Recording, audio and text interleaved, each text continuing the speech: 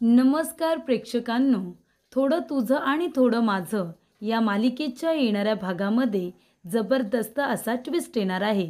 तर प्रेक्षकांनो, आपण बघितलं इथे मानसी आणि तेजस दोघेजण गायत्रीचा भूतकाळ नक्की काय आहे हे शोधून काढण्याचा प्रयत्न करतायत.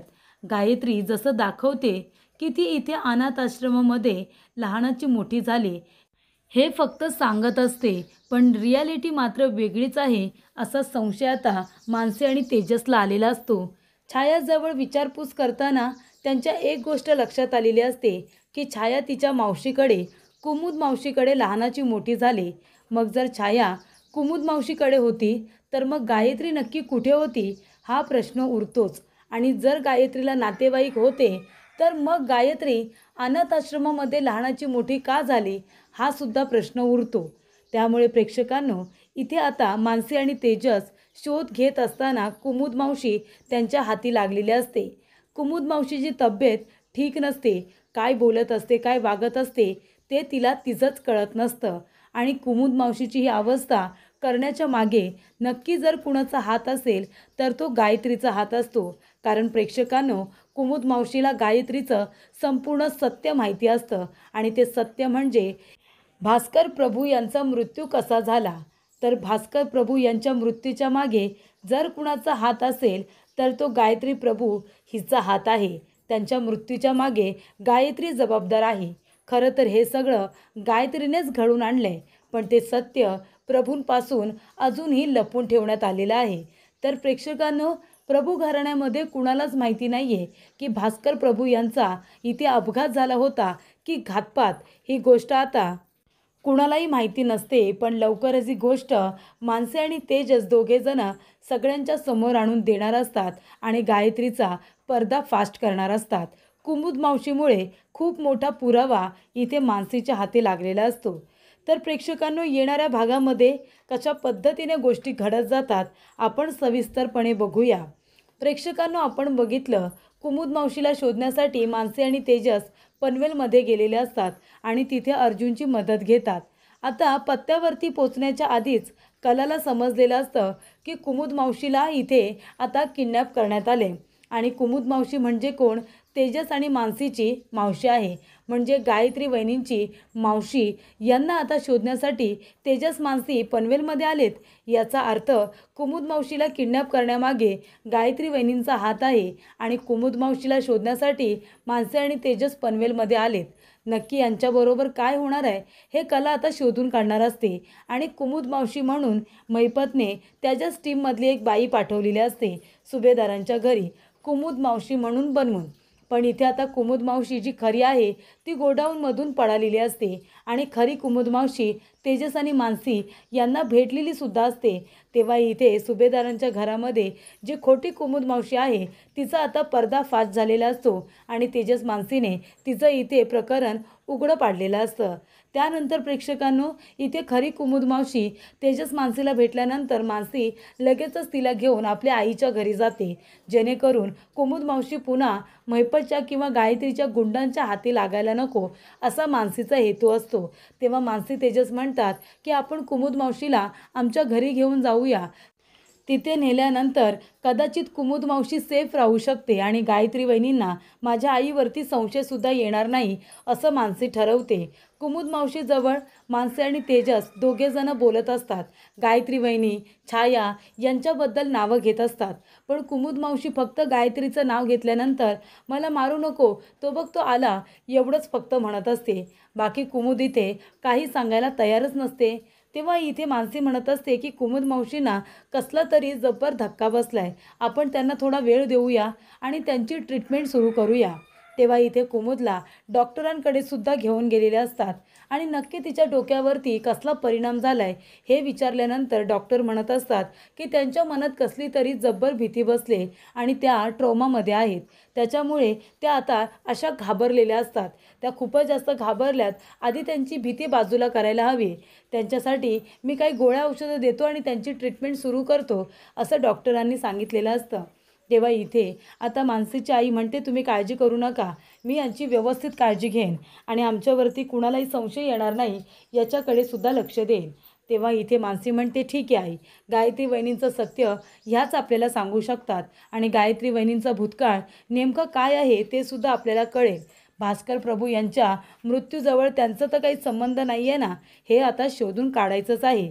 तेव्हा प्रेक्षकांनो, इथे आता कुमुद मावशी पळालेली असते, ही गोष्ट गायत्रीला समजते. गायत्री आता घाबरलेली असते.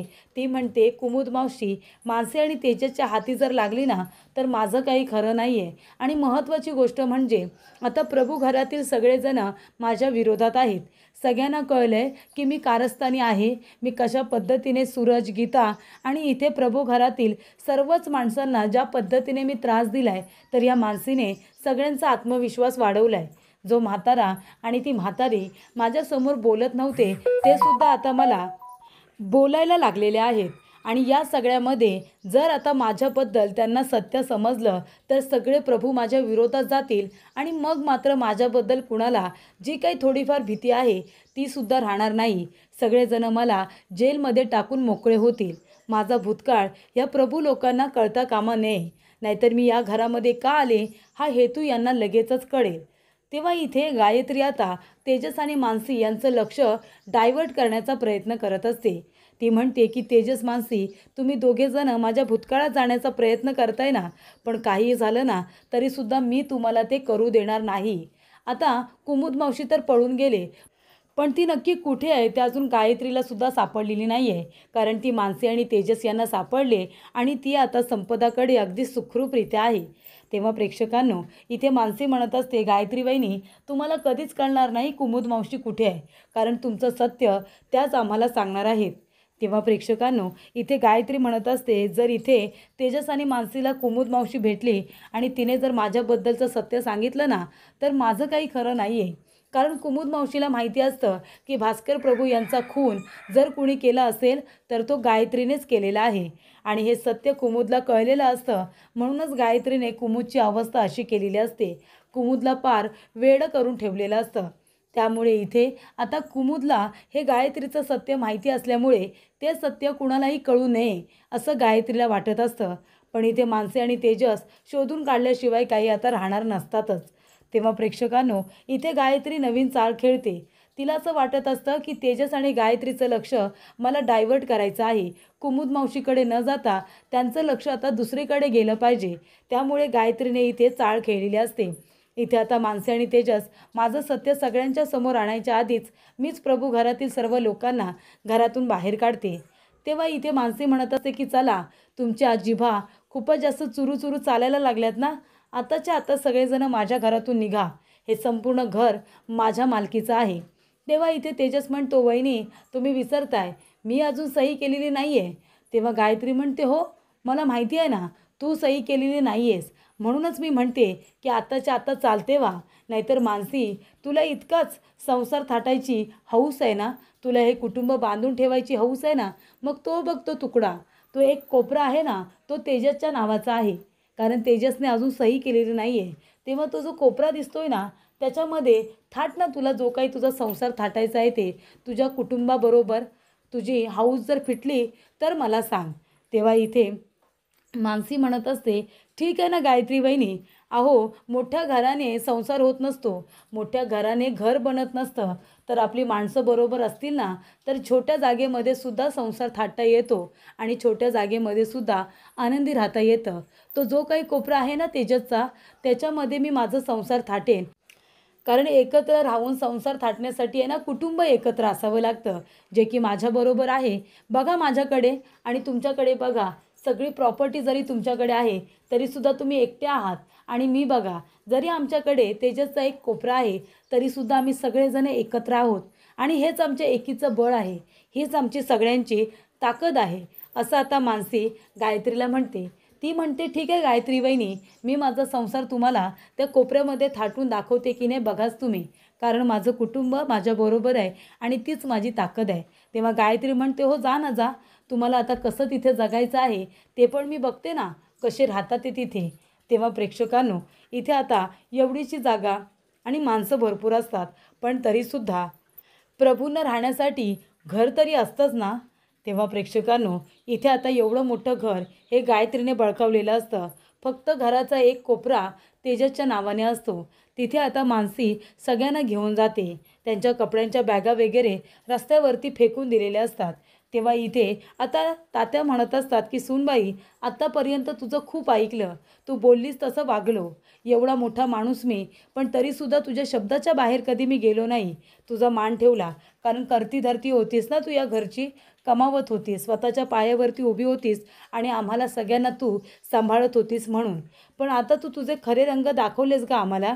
आम्हाला घरातून बाहेर काढलंस कारण आम्ही तुझ्या शब्दावरती नाचत नाही म्हणूनच ना. पण आता बाद झालं. अगं तुझी चाकरी करण्यापेक्षा बाहेर जाऊन मानाने कुठेतरी नोकरी केलेली कधीही बरी. तेव्हा प्रेक्षकांनो, इथे आता तात्यांना छान पद्धतीने लिहिता येत असतं आणि त्याच्यामध्ये महत्त्वाची गोष्ट म्हणजे आता सूरजने आपली प्रेस सुरू केलेली असते, म्हणजे प्रभूंच्या हाताला काम असतं. त्यामुळे प्रेक्षकांनो, इथे आता मानसी सगळ्यांना त्या खोलीमध्ये घेऊन जाते. संपूर्ण रूम, गीता, त्याचबरोबर सुनंदा, मानसी सगळेजण मिळून इथे आता रूम साफ करतात. सगळं सामान व्यवस्थित लावतात. तेव्हा मानसी म्हणत असते, तात्या, मावशी, अजिबात काळजी करू नका. आपण सगळेजण एकत्र आहोत ना, तीच आपल्यासाठी मोठी गोष्ट आहे. अहो घर काय, घर आपलंच आहे. एक ना एक दिवस आपण आपल्या घरामध्ये परत जाणारच आहोत. आणि हां, आपल्या घराचाच कोपरा आहे ना, कधीतरी आपण इथे सुद्धा राहून बघूया, बरोबर की नाही? आणि आपण करून दाखवायचं. आपण जर सगळेजण एकत्र असू ना, तर आपल्यासाठी काहीही अशक्य नाही आहे. आणि एक दिवस असा नक्की येईल जेव्हा गायत्री वहिनींचं सत्य आपल्याला समजेल आणि आपण आपल्या घरामध्ये हक्काने प्रवेश करू. तेव्हा प्रेक्षकांनो, इथे आता मानसी आणि तेजस यांनी तर आता नोकऱ्या शोधलेल्याच असतात. मानसी पुन्हा नोकरीला लागलेली असते. इथे आता सूरजची प्रेस सुरू झालेली असते. त्याच्यामध्ये तेजस त्याला मदतही करत असतो आणि तेजसने छान नोकरीसुद्धा शोधलेली असते. या सर्व गोष्टी घडतच असतात. तेव्हा इथे गायत्रीला वाटत असतं की आता मी यांच्याबरोबर नाही आहे, तर माझा सपोर्ट नसल्यामुळे या लोकांचं काही जीवन आता व्यवस्थित सुरळीत होणार नाही, असा तिचा गोड गैरसमज मानसीने दूर केलेला असतो. उलट ते सगळेजण एकत्र खूपच छान आणि आनंदाने राहत असतात. तेव्हा इथे मानसी आपल्या कुटुंबाला आनंदाने सांभाळते. हे जेव्हा गायत्री बघत असते तेव्हा गायत्री खूपच जास्त जळत असते. आणि तेव्हा प्रेक्षकांनो, इथे आता मानसी अधूनमधून आता गायत्रीचं जेव्हा लक्ष नसतं तेव्हा कामानिमित्त जात असताना आपल्या आईकडे जात असते आणि तेव्हा ती कुमुद मावशीकडे जात असते, तिच्याशी बोलत असते, तिला भेटत असते. आणि गीताची तर नोकरी असतेच, गीतासुद्धा घर सांभाळत असते आणि आपली नोकरीसुद्धा बघत असते. त्यामुळे प्रेक्षकांनो, इथे प्रभू घराणं खूपच जास्त सुरळीत सुरू झालेलं असतं. तेव्हा इथे गायत्रीशिवाय त्यांची आता काही अडचण आलेली नसते. उलट गायत्रीचा धाक नसल्यामुळे सगळेजण हसत असतात, खेळत असतात, छान राहत असतात. तेव्हा त्यांचा आनंद गायत्रीच्या डोळ्यामध्ये खुपत असतो. तेव्हा प्रेक्षकांनो, इथे आता गायत्री म्हणत असते की मला अजून काहीतरी डाव हा खेळायलाच हवा. तेव्हा इथे आता जेव्हा मानसी कुमुद मावशीकडे जाते तेव्हा तिच्यामध्ये परिवर्तन झालेलं असतं. तेव्हा इथे मानसी एक आयडिया करते, आपल्या मोबाईलमध्ये आता छायाचा फोटो दाखवते. तेव्हा इथे कुमुद तो छायाचा फोटो बघते आणि ती जास्त घाबरत नाही. तेवढ्यातच ती गायत्रीचा फोटो दाखवते. जेव्हा मानसी आपल्या मोबाईलमध्ये गायत्रीचा फोटो दाखवते तेव्हा मात्र कुमुद खूपच जास्त घाबरते. कुमुद म्हणते, मारेल ती मला, मारेल ती मला, तो बघ आला, तो मारेल मला.